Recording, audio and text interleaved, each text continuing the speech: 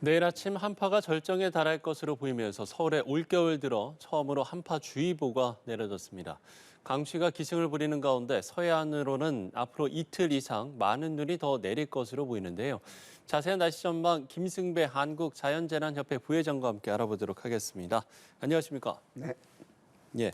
자, 오늘 밤 9시부터 서울을 비롯한 수도권 전역에 한파주의보가 발효됩니다. 서울 전역에 한파주의보가 내려지는 거 올겨울 처음인데 일단 이 한파주의보 언제 내려지는 겁니까? 그렇습니다. 전일보다 10도 이상 기온이 떨어질 때, 그 떨어진 기온이 3도 이하일 때, 그러니까 20도에서 10도 떨어지면 10도잖아요. 그게 그렇죠. 3도보다 높잖아요. 그러니까 네. 의미가 없죠. 그래서 10월부터 4월 사이에 내려지는 게 이제 한파특보인데, 전일보다 10도 이상 떨어질 때, 또 떨어진 기온이 영하 12도 이하이면서 이틀 이상 계속될 때 한파주의보가 내려지고, 예. 15도 이상 떨어지면 한파경보가 내려집니다. 네. 예. 최근 예년보다 높은 기온이 유지되면서 서울의 한파특보 수준의 강한 추위는 그동안 없었는데 네. 이번에 이렇게 강력한 추위가 나타나는 원인은 어떻게 분석되고 있습니까? 그렇습니다. 대개 한 12월 하순경에 서울 경우 영하 10도 이하로 떨어지는 그런 추위가 한번 나타나는데, 올해는 지난 12월 달에 가장 낮았던 기온이 영하 7.7도였거든요. 예, 예. 그만큼 올겨울 따뜻한 날씨, 겨울을 보내고 있었는데 올겨울 지난 겨울 기온 변화를 보면 한 2, 3일 정도 기온이 떨어졌다가 다시 또 2, 3일 되면 기온이 올라가는, 그러니까 떨어졌다 오름을 뚜렷이 반복을 했거든요. 예, 예. 우리가 말하는 사만사원이 뚜렷이 나타난 그런 지난 겨울이었는데 그동안 뭐 찬 공기가 내려와긴 왔었습니다. 그런데 이번에 그 상층에 약 5.5km 상층에 영하 35도 가량의 찬 공기가 그 우리나라 북쪽에 자리 잡으면서 우리가 기상학적으로 상층 전리 저기압이라고 말하는데, 이 전리 저기압이 자리 잡으면서 한 3, 4일 정도 계속해서 북쪽에서 찬 공기를 우리나라 쪽으로 계속 내려보내는 역할을 했거든요. 그러니까 다른 때는 한 2, 3일 떨어졌다 다시 회복이 되고 이게 반복이 되는데, 이번 경우에는 영하 35도가량의 강한 찬 공기가 내려와서 예, 예. 오랫동안 머무르면서 우리 한반도의 기온을 크게 떨어뜨리고, 아마 제가 보기에는 이번 그 추위가 올겨울에 그 추위의 정점이 되지 않을까 전망을 합니다. 그러니까 한 서울 내일 아침 영하 12도, 강원도 내륙은 뭐 당연히 영하 20도 가까이 떨어지겠죠. 네네. 자, 이번 추위가 내일과 모레가 이제 정점이 될 것으로 보이고, 문제는 내일과 모레는 낮 기온이 영하에 머물거든요. 예. 낮에 이렇게 추위가 찾아졌을 때 낮 기온이 회복이 안 되면 전체적으로 굉장히 추운 그런 한 겨울을 기온을 보이는데, 내일과 모레가 아마 가장 추운 날씨가 될 것으로 보입니다. 예. 또 뭐 말씀을 이제 했습니다만 이제 최근에 예년보다 높은 기온이 유지됐었기 때문에 더욱더 그 체감하는 추위는 더 크지 않을까라는 생각이 드는데, 그러면 이 추위가 언제까지 좀 이어질까요? 그러니까 이번 내려온 한기가 한 적어도 일주일 정도 지속될 것으로 보이거든요. 그러면 네네. 이제 어제부터 이제 좀 기온이 떨어지기 시작했으니까, 그런데 아직 오늘 낮까지는 이제 이 찬 공기의 그 본류가 아직 내려오지 않았기 때문에 네네. 언제까지냐 그러면 한 적어도 3일 뒤까지는 이런 정도의 추위가 이어지다가 예. 낮 기온이 영상으로 회복되는 게 영상 한 1, 2도 정도로 올라가는 게 한 글피 정도 될 것으로 보이거든요. 그래서 이 추위가 그렇게 뭐 열흘 이상 그렇게 길지 않다. 짧지만 그러나 제대로 된 한기가 내려왔기 때문에 나타난 현상이고, 예. 그래서 바로 낮 기온이 영상으로 올라가는 시점으로 따져본다면 한 내일과 모레 지나고 한 3일 뒤부터는 회복이 된다. 그 뒤는 이제 영하 10도 이하로 떨어지는 그런 추위는 조심스럽게 예측을 해보면 나타나진 않을 것으로 보입니다. 서울 경우 한 영하 6도, 7도 정도, 이 정도의 추위가 1월 중순으로 이어질 것으로 전망이 됩니다. 예. 자, 한랭 질환자도 좀 짚어봤으면 좋겠는데 네. 지난달 1일부터 지난 6일까지 한랭 질환자가 134명이 신고가 네. 됐고요. 여기에 이제 86.6%가 저체온증이었던 네. 것으로 나타났습니다. 지금 이제 전국이 영하권으로 지속될 전망이기 때문에 특히나 체온 조절이 약한 어떤 어린이나 네. 고령층은 더 좀 주의가 필요할 것 같거든요. 그렇습니다. 저체온증, 한랭 질환 중에 대표적인 게 저체온증. 그러니까 우리 체온이 36.5도 정도 되는데 예. 체온이 35도 아래로 떨어지는 그 현상을 저체온증이라고 그럽니다. 예, 예. 그러면 어떤 우리 몸이 그 기온이 낮기 때문에 이제 위험한 상황이죠. 특히 노약자나 기저질환자 같은 경우는 저체온증에 아주 취약합니다. 또 한랭 질환의 대표적인 게 동상. 그러니까 피부나 그 조직이 어는 경우죠. 그래서 파괴가 되고 심한 경우에는 이제 괴사까지 일어날 수 있는 게 동상이고요. 그렇죠. 그다음에 동창, 혈액순환이 잘 되지 않아서 피부가 부풀어 오르거나 통증이 있는 그런 어떤 동창 이런 걸 조심해야 되는데 역시 한랭 질환을 예방하려면 네. 찬 곳에 오랫동안 노출이 되면 안 되죠. 그래서 그 어떤 체온 관리를 잘 해야 되겠고 특히 어떤 보온, 체온 관리에 신경을 써야 됩니다. 그래서 옷을 적절히 두껍게 입고 목도리와 모자를 그 방한모를 써서 장갑을 끼고 그래서 동상, 동창, 저체온증을 예방을 하는데 이 한랭 질환이 아까 말한 그런 주의사항만 잘 하면 네. 충분히 예방할 수 있는 그런 질환입니다. 네. 예. 자, 이렇게 한랭 질환에 대한 대비 요령을 저희가 짚어봤다면 또 하나 우려되는 게 바로 이제 동파로 인한 피해가 네. 생기지 않을까 네. 이 부분인데 서울시가 내일 오전 9시부터 올겨울 첫 수도 계량기 동파 경계 단계를 발령한다라고 밝혔습니다. 이제 가장 이제 많이 아시는 이제 그 예방 방법이 수도꼭지를 이제 틀어놓는 이 방법이잖아요. 네. 이 방법 이외에도 좀 여러 가지 방법들이 있습니까? 그렇습니다. 서울 아침 기온이 영하 10도 이하로 떨어지면 어김없이 수도관이 동파 위험성이 노출이 되는데 네네. 외부에 있는 수도관, 특히 계량기 각별히 조심해야 됩니다.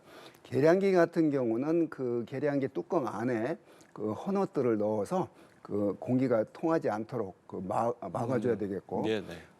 밖에 노출된 수도관은 그 천이나 요즘에 그 보온 재료를 써서 꼭 싸줘야 됩니다. 그래서 장기간 외출할 때는 당연히 물을 조금 틀어놓으면 그러니까 물이 흐르면 얼지 않는 원리이죠. 예. 그래서 그 물을 적당한 조금 틀어놔야 되겠고 자 이렇게 지금 추위가 온다고 예고를 했는데도 분명히 또 동파 사고가 생길 수 있거든요. 그렇죠. 야외에 있는 그런 어떤 그 계량기나 수도관이 문제인데 이렇게 만약에 계량기가 얼었을 경우 네. 수도관이 얼었을 경우 빨리 그걸 녹인다고 뜨거운 물을 붓거나 불로 지진되거나 이러면 좋지 않은 방법입니다. 네네. 그래서 미지근한 물로 또는 따뜻한 물수건으로 그 계량기를 싸서 또는 헤어 드라이기로 이렇게 천천히 서서히 녹여줘야 되겠고 수도 동파가 되면 여러 가지 그 수리비나 이런 어떤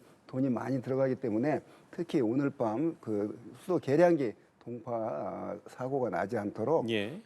방법은 철저히 보온하는 방법밖에 없습니다. 그걸 게을리하면 얼게 되거든요. 그래서 내일 아침 기온이 영하 한 12도 정도면 뭐 영하 한 15도 뭐 이 정도 그런 강한 추위는 아니기 때문에 예. 잘만 싸주면 뭐 동파 사고는 없을 것으로 보입니다.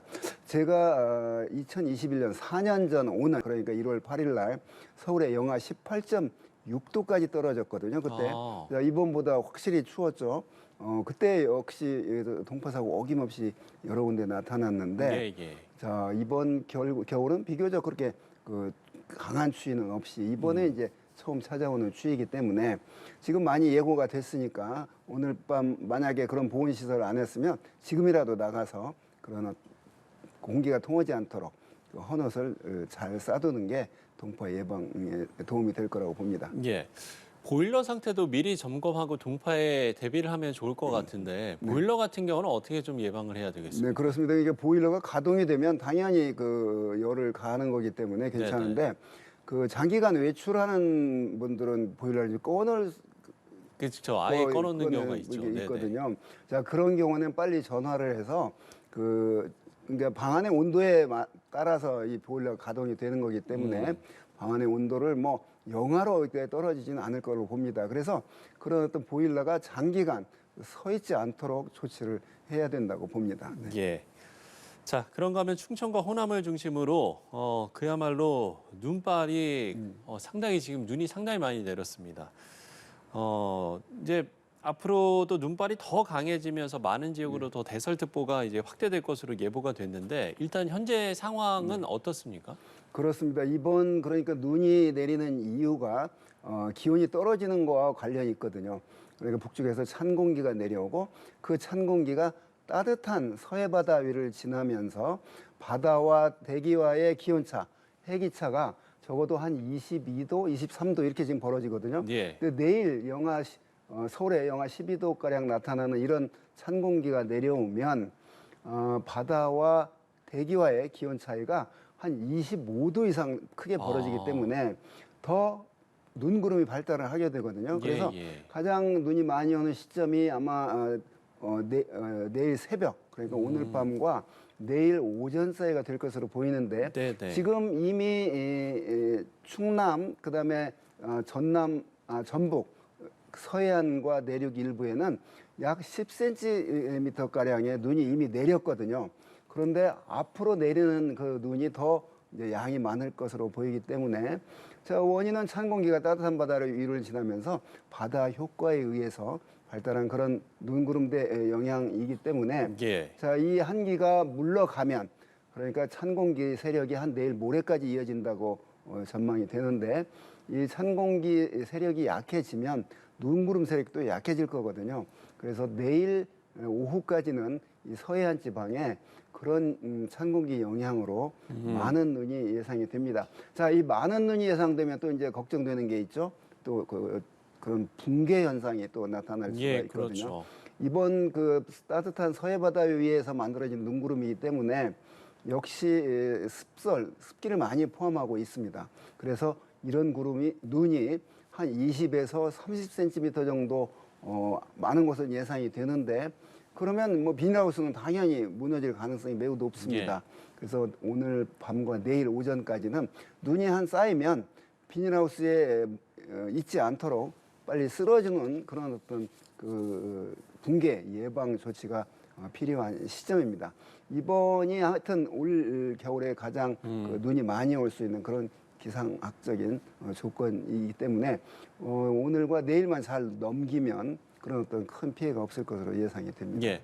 지금 이제 습설 이야기를 해주셨잖아요. 근데 이제 지난해 11월에 수도권에 폭설이 내렸을 때가 바로 이제 그 습설이 원인이었는데 그러면 지금 충남, 호남에 눈이 집중되는 것도 같은 원인인 겁니까? 그렇습니다. 그러니까 찬 공기가 내려올 때 우리가 겨울에 우리나라 눈이 많이 오는 지역이 전라도, 충청도 서해안, 그다음에 강원도, 영동, 동해안. 자, 동해에서 만들어진 눈구름들이 그 태백산맥으로 부딪힐 때 그때 동쪽에 많은 눈이 오는데 이번 같은 조건은 서해 바다에서 만들어진 눈이 그 내륙으로 들어와서 내리는 조건이거든요. 그때 첫눈 내릴 때도 역시 똑같은 그런 원인이었는데 찬 공기가 내려오고 기압골이 더해지면서 그런 어떤 폭설이 내렸는데 자, 지구 온난화로 지구가 따뜻해지면서 그런 같은 눈이라도 굉장히 추운 조건에서 내리는 것보다 비교적 포근하면서 내리는 눈들이 그 습기를 더 많이 포함하고 있기 때문에 습설이 내릴 가능성이 높거든요.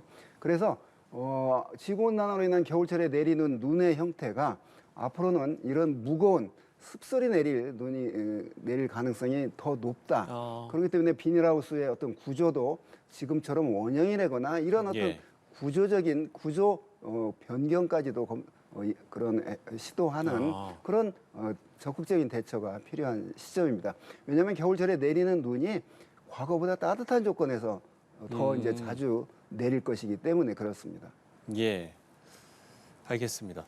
자, 한파 속에 폭설이 내리면서 그야말로 한겨울을 저희가 이제 지나고 있는 상황인데 그러면 이제 끝으로 앞으로 남은 겨울 날씨 어떻게 좀 전망이 되고 있습니까? 그렇습니다. 우리 1년 중에 가장 춥다는 소설이 지났고요. 5일 날씨는 이제 대설이 25일이거든요. 오늘이 8일이니까 그 1년 중 지금 가장 추운 때를 우리가 통과하고 있습니다. 이때 그런 어떤 조심해야 될 것이 있고, 그다음에 눈이 내린 상태가 이제 녹으면서 얼고, 그래서 빙판 넘어지지 않도록 각별히 조심을 해야 되겠고요.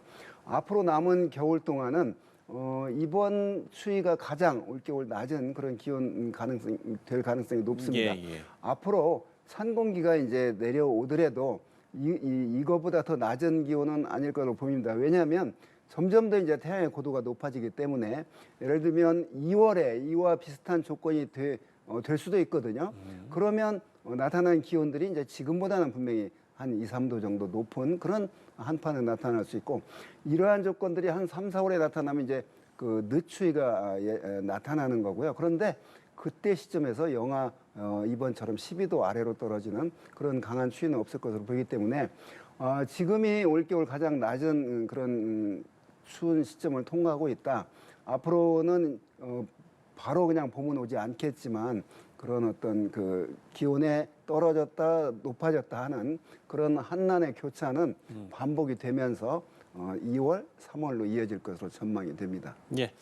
앞으로의 날씨 전망까지 해봤습니다. 김승배 한국자연재난협회 부회장과 이야기 나눠봤습니다. 오늘 말씀 고맙습니다. 네.